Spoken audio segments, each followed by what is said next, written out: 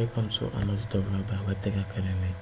So today I'll be showing you guys how to use the selection tool and the direct selection tool.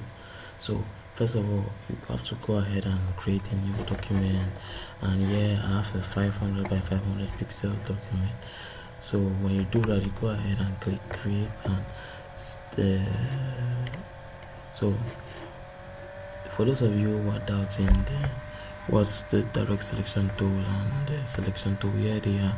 So the first one is the selection tool, and the other one here is the direct selection tool.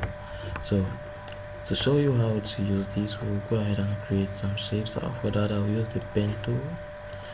We'll just draw a rough thing here,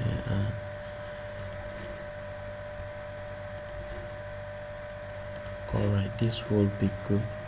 So I'll change the color of this to blue, and this will be 6. Okay, so let's say I have this shape here, and later on I noticed that I had to subtract this point or move this point a little bit. So I can't do this with the pen tool, with the selection tool. Sorry, can't do it. Does not give me the possibility to do that. So the direct selection tools give me the ability to select specific points on this shape.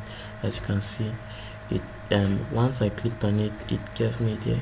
It just transformed to it in a way that I can select each shape, each part of the shape differently. So I'll click this to select this particular point. If you see, I've selected this particular point. The other points here are white, and this one here is blue. So I'll pull this a little bit, as you can see. So that's what the direct selection tool can give me the ability to do.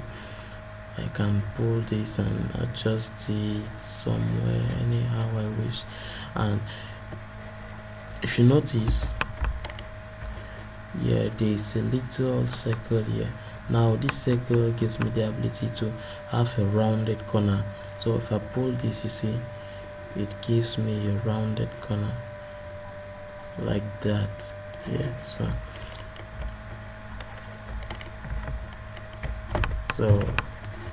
I'll just pull this a little bit so you see. So here it only this point is moving, while if I have to click this and you hold control, you see all the other points are in movement, and there is no way I can adjust a single point. So also with the direction tool, let's go ahead and duplicate this. So to do that, I'll hold Alt, and yeah, so I'll group these two, and if you see, yeah, I can't move a particular shape since they are grouped. So I can't move one shape. So but selecting the direct selection tool, I have the possibility to select just a shape, and you see this, I'm able to move just a shape, a single shape of the group. So when I'm done, I'll go ahead and go back to the direct selection tool, and you see, okay, I'll click outside, and yeah, I have my group back in place. So this is how to use the direct selection tool and the selection tool.